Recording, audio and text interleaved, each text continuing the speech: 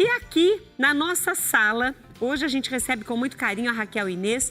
E a Raquel, ela trouxe para nós algo que muitas vezes a gente não pensa, a gente não lembra, que é o exame auditivo. Quem é da área de comunicação, que precisa falar, pregadores, fazem isso com mais frequência. Sim. Quem é da área da comunicação não tem que ouvir direito para falar bem. Sim. Mas, de maneira geral, é um exame que ninguém lembra. Ninguém E lembra. você veio hoje aqui para vamos lembrá-los. Sim. Seja bem-vinda. Obrigada, Rita Maria. O exame de audição, ele acaba sendo negligenciado, deixado de lado por muitas, até profissionais, né? Por muitos médicos, às vezes, não por falta de informação, mas por não fazer parte, às vezes, da rotina. E é isso que a gente quer mostrar, o quanto é importante isso no dia a dia. Porque a perda auditiva é uma doença silenciosa. A gente não percebe que vai perdendo a audição. E isso faz com que, às vezes, as pessoas só percebam quando está muito avançada. E isso não significa que já passou do tempo de tratar nada. Não tem mais jeito. Não é assim. Mas, quanto mais passa o tempo, mais difícil a reabilitação. Sempre é tempo, mas a gente vai tendo mais dificuldades porque a gente acaba tendo mais perda de neurônio, a gente vai se isolando, a gente vai deixando de fazer certas coisas que a gente gosta e isso acaba criando situações de depressão, até de ansiedade também. Então, são várias situações aí que acabam sendo envolvidas por causa da perda de audição. Esse exame auditivo é o de audiometria? Isso. Qual profissional, eu falei aqui dos comunicadores, porém, quais são os profissionais que mais precisam lembrar de fazer o exame de audiometria? Todo mundo. Todo mundo. Não, claro que o profissional de comunicação, a gente precisa ouvir para poder falar também bem. Mas em relação à questão da audição, a gente acaba tendo, todo mundo conversa, todo mundo fala, precisa ouvir, precisa se comunicar para estar no mundo, para conviver com as pessoas. E quando as pessoas começam a perder a audição, elas acabam deixando muitas coisas de lado, né? Então, se a gente for falar assim, quem precisa fazer exame de audição, se a gente pensar desde criança, hoje em dia é obrigatório nas maternidades o teste da orelhinha. O teste da orelhinha, nenhuma criança agora até sai da maternidade, mas é obrigatório fazer. Os escolares também são muito importantes, porque as crianças que estão na escola, se não escutam bem, não aprendem bem. Os profissionais, quando a gente tem uma dificuldade auditiva, a gente não consegue participar de uma reunião, Verdade. A gente não consegue, então... Dar um bom atendimento a um cliente. Exatamente. E tem alguns profissionais que trabalham com muito ruído. Sim. Né? Isso é ainda pior. Mas o envelhecimento também traz uma perda auditiva e nós vamos focar nisso porque também o exame ajuda na prevenção, como você colocou como tema para a nossa conversa, de inclusive demências.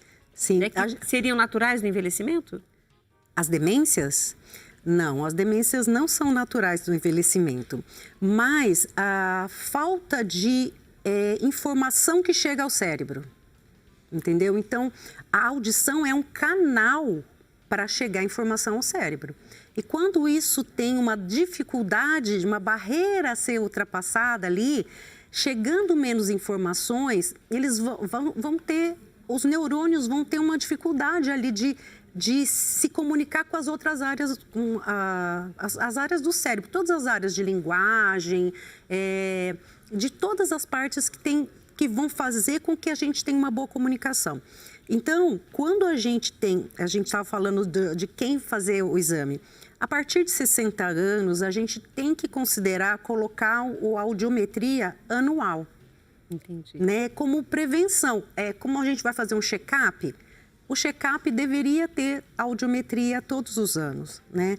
Então, se a gente faz um exame do coração, se a gente vai ao dentista, mas a audiometria as pessoas esquecem. Então, é um alerta para as pessoas em relação a isso, para poder fazer o exame, para a gente poder avaliar pequenas perdas, porque às vezes uma intervenção precoce, a gente tem um envelhecimento mais saudável. E eu falei aqui se seria natural do envelhecimento, e nós estamos falando de prevenção, de que forma esse exame pode ajudar nessa prevenção, uma vez que essas demências, ou seja, essa desconexão dos neurônios, vai complicar a vida dessa pessoa no envelhecimento. Sim. Quando a gente pega no começo, como a gente estava falando, a gente consegue já reabilitar. Depende do que causa a perda de audição. Existem perdas de audição que são causadas por infecções, outras por medicações, o ruído, né? Mas essas situações, elas fazem com que a gente tenha uma análise melhor do que está acontecendo com a pessoa, para a gente poder pegar e reabilitar logo no começo. Se for a reabilitação, no caso de perdas que não dá para tratar com medicação, é o uso do aparelho auditivo. Então, o aparelho auditivo, ele vai trazer esse som novamente para que a pessoa comece a se reconectar com o mundo. É um processo, não é um milagre de colocar o aparelho e já sair ouvindo. Já vai ouvir melhor, mas ele é um processo que faz com que as pessoas vão gradativamente reconhecendo os sons que estão no ambiente, que já deixaram de perceber, não estavam mais ouvindo certos sons, por exemplo, o canto de um passarinho, o latido de um cachorro. E isso faz com que os neurônios voltem a ser ativados nesse sentido. Então, só no ouvir, esses neurônios já são reativados? O estímulo tem que ser contínuo. Então, por exemplo, as pessoas às vezes falam assim: eu não uso o aparelho auditivo porque faz barulho. O aparelho auditivo não faz barulho. O que faz barulho é o mundo. Só que as pessoas deixam de ouvir e às vezes ficam muitos anos sem ouvir. Existe uma memória auditiva. Então, quando ele reativa essa memória auditiva, está estimulando. Então, a perda de audição, ela tem como causas, né, perda de memória, não só a demência, mas certos esquecimentos do dia a dia também tem a ver com a perda de audição.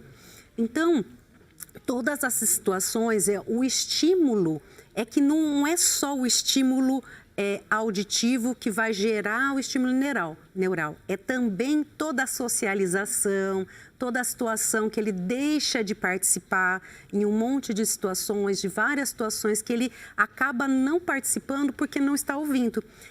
Cansa não ouvir, cansa fisicamente, emocionalmente, psicologicamente. Então, tudo isso faz parte de um declínio cognitivo que vai acontecendo junto com a perda de audição. Então, é tudo um social também. E tem um detalhe, eu não sei, a profissional é ela e ela que vai responder, mas só depois do intervalo, porque às vezes a gente está conversando com uma amiga e a gente sempre conversou de maneira natural e de repente essa amiga começa a falar mais alto. E você, mas por que será que ela está falando tão alto? Você fica um tempo sem ver e aí você percebe que essa pessoa começa a falar muito alto. Vai incomodando. Então, não é só a pessoa que fica incomodada.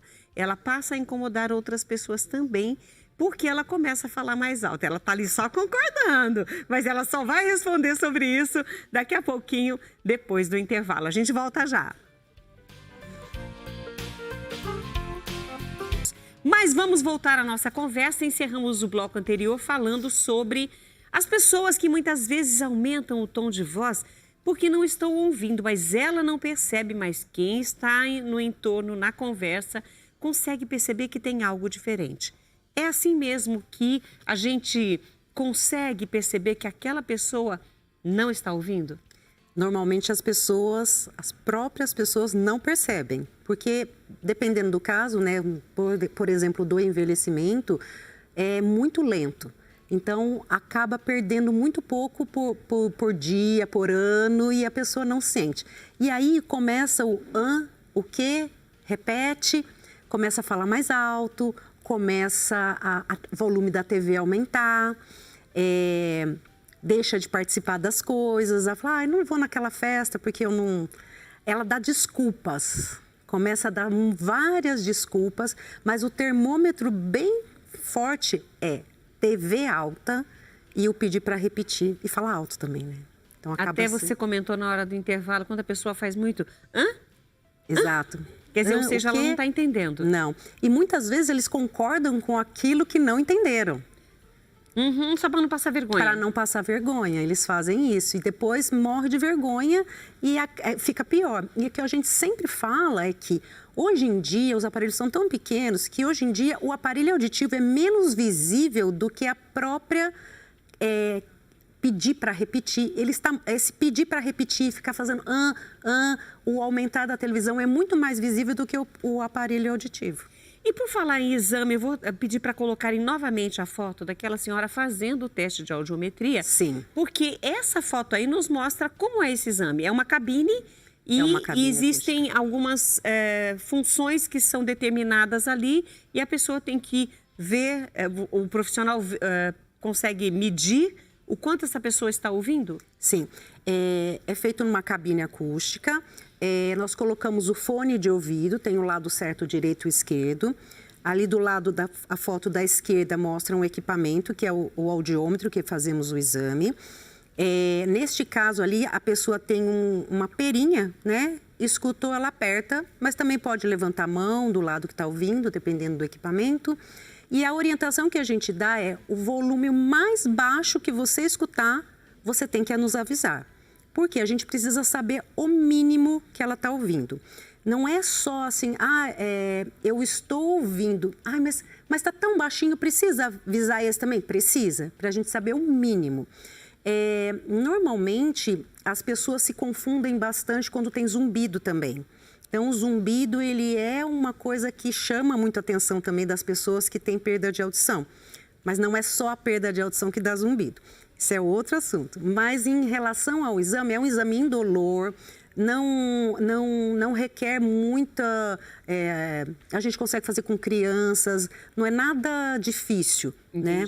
E a gente consegue avaliar o quanto ela está ouvindo. Então, até 20 dBs é o volume máximo que a pessoa pode dar de resposta ali das frequências.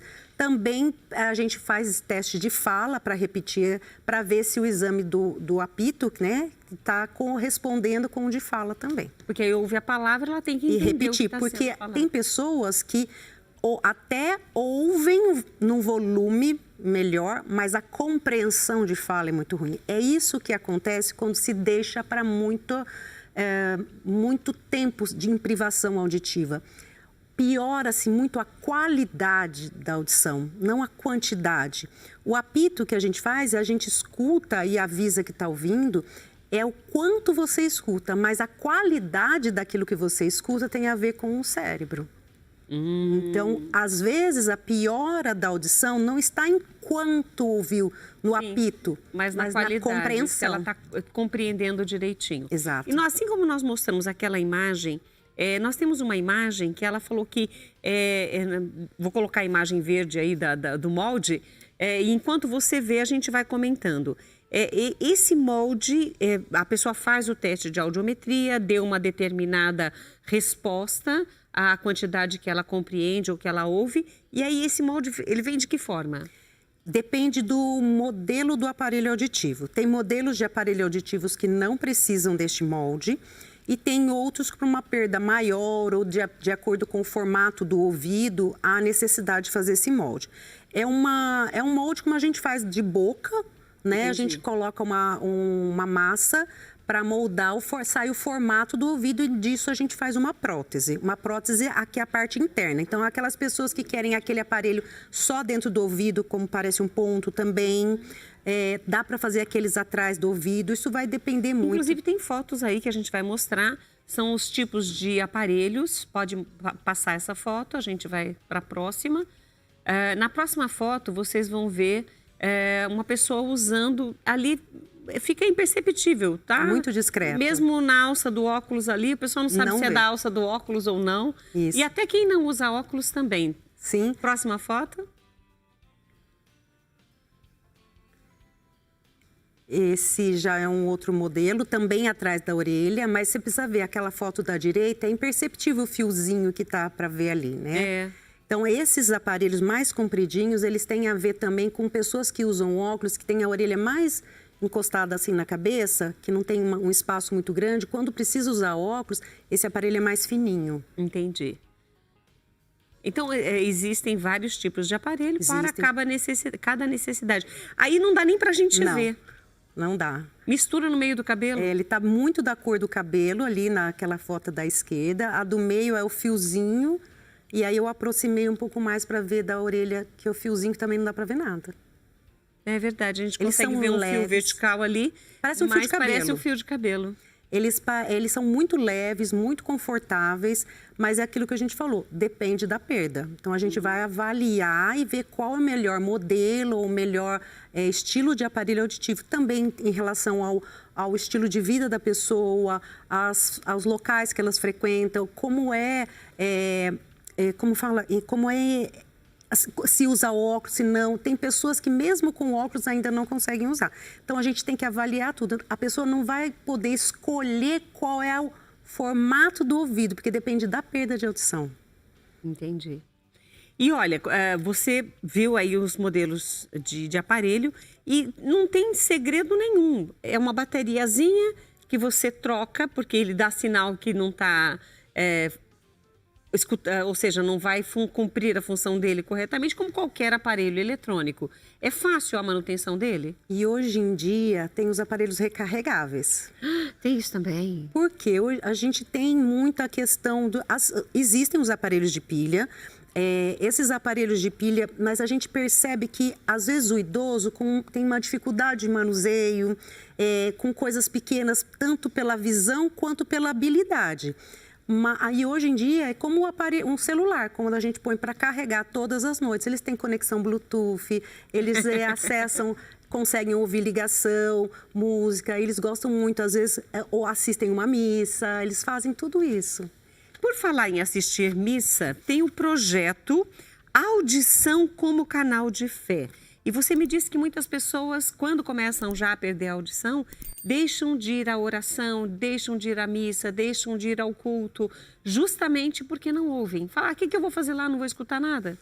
O isolamento social, devido à perda de audição, causa isso. E as pessoas deixam de fazer aquilo que é importante para elas, né? Convivência familiar e a questão da religiosidade, de participar de um grupo.